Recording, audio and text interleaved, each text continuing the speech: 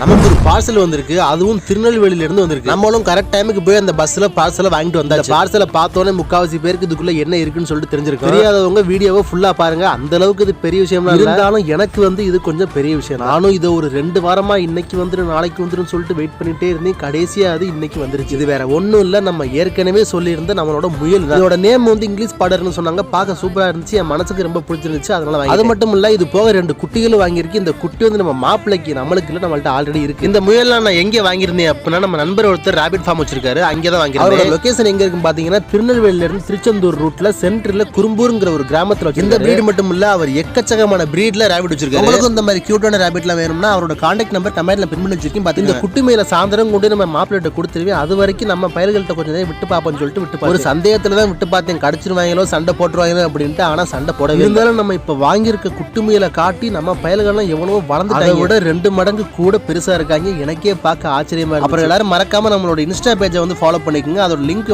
நம்ம சேனல் பயோல இருக்கு. மறக்காம என்ன ஃபாலோ பண்ணிக்கோங்க.